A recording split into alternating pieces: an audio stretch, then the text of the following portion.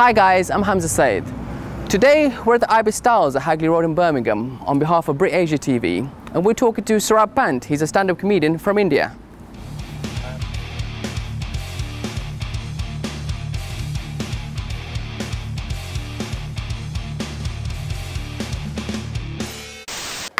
So, welcome to England. Thank you so much. Your first time here, yeah? First time here, which is shocking to me because I always thought like in my head I was like I've been to England but I haven't. Yeah. My passport said otherwise. Like the two places I've never been to, which I thought I would have been to, was like London and Bangkok. Yeah. For completely disparate reasons. So yeah. So what have you kind of noticed since you've been here that you've been surprised about? I mean, the British politeness aspect is really funny to me. Like people sitting. You've met polite people? I've genuinely like. In London? I've met polite people in London. I think this is the thing where it's like, even when you go to New York, right? People are like, hey, New York is known for their rude people. Yeah. And people are just, because in India, you're not used to somebody saying thank you. You're like, what? Yeah. What is this mystical... So you were surprised by that. So what took it like so long to come to England? Why now specifically? I think we were just waiting for the perfect opportunity. Also, the thing was that you needed an X amount of people to come in for a show. Right. Because I have 2 kids, so I can't just take a vacation anymore. Yeah. It has to be worth my time, or my wife is going to be like, you went there for a holiday. Yeah. But there's no. I don't think there's any real reason for not happening. I think finally we have a fan base which is expanded more globally. So this year we've been able to do sold out shows in Hong Kong, in Singapore, in Dubai. So tell me about Rant which is the tour that you're currently on. Got it right, man. Yeah. Tried so hard about that. Yeah. So tell me about it. How did it come together? You've described it as your best one yet, and also as your heaviest one yet. So is it that made it the best one yet? That the subject matter is slightly heavier than what you might have done in the past, or is it just you as a comedian have got yourself to a point where you feel the most comfortable on a stage? I mean, I won't say it's the best because I did a show previously which was on Amazon Prime, which I did about my son called My Dad Thinks He's Funny. That's right, yeah. And so that was actually nicely structured, where it was like it had a story arc. Right. Which as a comedian I had never explored in my life, where it's like there's a beginning, a middle and an end of that show. Yeah. But this one I really enjoy this show because it's less of a stand-up show as opposed to almost like a monthly updated special almost. Right. Where every month I'm literally writing like 25 minutes of new jokes and updating it and releasing 25 minutes and replacing it with 25 new minutes. Oh, really? And it's all about like big issues in India. Like so far we've covered like fairness creams being racist, and I did one video on Indians in England and Brexit as well. Yeah. And before that there was something about overpopulation and how nobody ever acknowledges it. Yeah. So because it's all these issues that have been sort of bouncing around my head for years and years, and finally have the wherewithal as a comedian to be able to write these jokes, and also because the show goes on for 2 hours, and to be honest, like 20 minutes is really self-indulgent. In my head I'm like, dude, shut up. People are bored of you, stop talking. And I'm like, no, I will continue. And so there's I think that's what makes it like the most it's a show which I'm really enjoying. So it's one of those, like, so as you say, as you're traveling, it's just changing, it's evolving the show. You're constantly adding material to it, editing material out, or like, for example, is it like you're coming to England now, so have you added like a 20-minute just for England and then you take that out when you're in America or something like this? Or? So I'll be completely honest, man. I usually, what I do is like, so when I did Singapore I did like 15 minutes new, when I did Hong Kong I did 15 minutes new, wherever. In US right now you can write like 2 hours. Exactly. It's a whole special show. Yeah.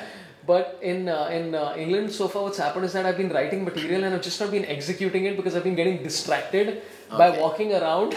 Sightseeing. Sightseeing, going to bars, meeting random people, striking up conversations and just being very distracted. So yesterday I was like, hey, maybe I'll do 10 minutes new on London. And just completely like, forget it. Okay, so how did yesterday go? It's your first show in England. Oh, it was great fun, man. I had a ball.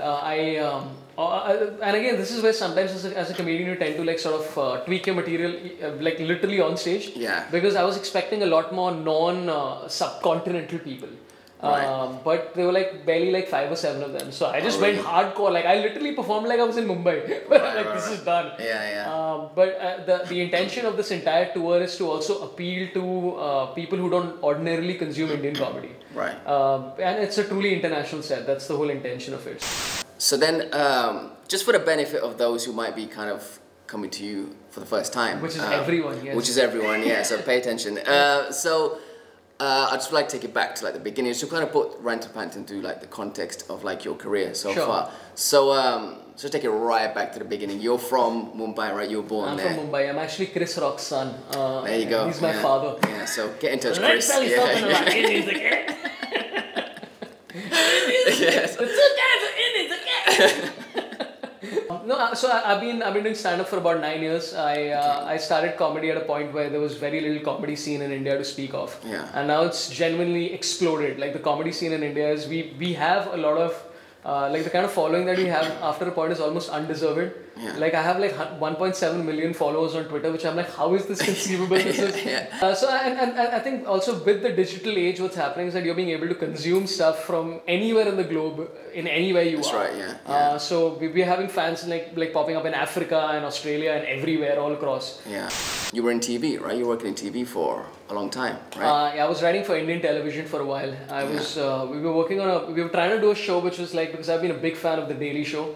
Jon Stewart was like a hero of mine growing up as a comedian, and so we were. Was he the one who encouraged you to go into comedy, or did you like kind of know already you want to be a comedian? And I had no idea, man. I didn't know that this existed. Yeah. Because so as a comedian, your first steps are usually you perform at an open mic in front of about 40 people. That's right. Yeah. 32 of those are your friends, and they're like, "Bro, you're brilliant." Yeah. So my question was about your News on the Loose, I think it's called. News right? on the Loose. Yeah, we did a show called News on the Loose, and then we did News on the Loose for about 2.5 years on CNBC in India, and then we followed it up with a show called The Bottom Line, which ran on NDTV for about like 11 episodes barely. Okay. I think nobody watched it, but people tried. And then we started something called Outrage, which is again a news show. For the EIC's Outrage. Yeah. When I was reading about you, I didn't see a period where, for example, between your TV and the News on the Loose and stuff, and then your stand-up, where you were kind of crafting your act. From what I read, it was just you literally started opening for BritAsia on his tour. Yeah. And so, I mean, what kind of audience sizes were you performing to? And weren't you like thinking, I probably need a year or two of like, you know, or were you just like, let's just dive in, let's see how it goes? First I didn't know that stand-up comedy was an option. Right. I didn't know this career existed. Right. Okay. And my parents didn't know till I was like, I'm 35. Like, I think they were happy about my career. I mean, they were very supportive, but they were like settled and relaxed by the time I was 31, which was 4 years back. And they're like, now you can have a kid. Yeah, we allow you sense. this. But I used to start off, I mean, the first few shows I did, the first 11 shows I did, I was performing for a crowd of between 500 to 1,000.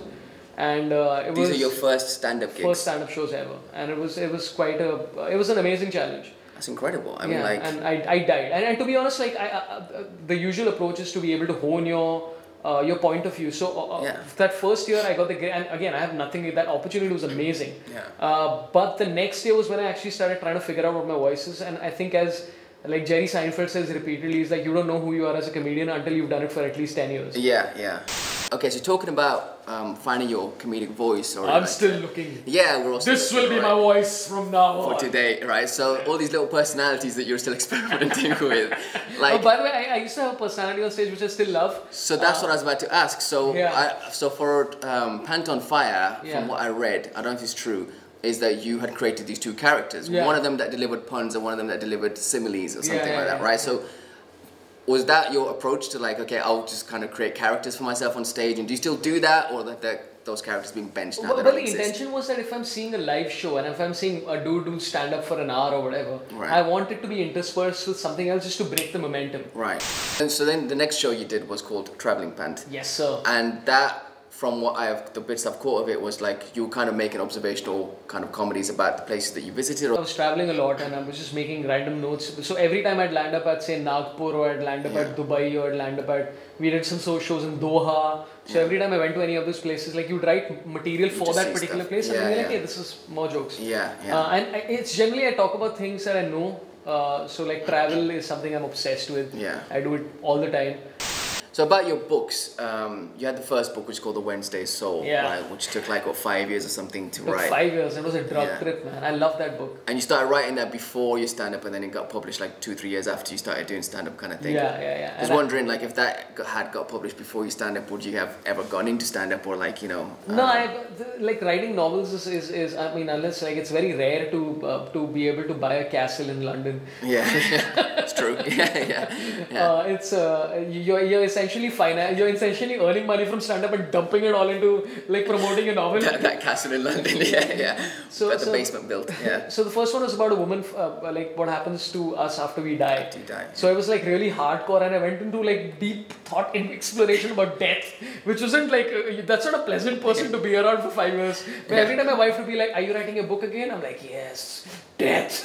So she was like exhausted by that. Yeah. And then the second one was about, as I said, Under Delhi is a novel about a woman who fights rapists in Delhi. And the third one is called Pawan the Flying Accountant. Right. And it's about a proxy war between India and China. Back to this show, back to Rant. So where else is it going from here? Going back to Hong Kong again to do a bunch of shows, and Dubai should be back on the cards as well. Okay.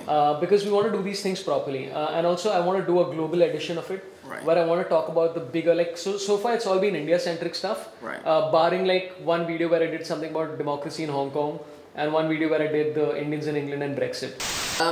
Well, I mean, that sounds pretty exciting, to be honest. In my head, I'm amazing. In the future, yeah. Now it just depends on the Keep listening to your head. Yeah, it's telling you the right things. I'm great. Yeah. Well, cheers. Thank you very much for that, Yeah, mate. thanks, man. It was a lot of fun. Yeah. We'll stay on top of the Rant and see how it develops. I hope it goes off well, man. Yeah. Cheers. Thank you very much. Thanks a lot, man. Thanks. Really appreciate it.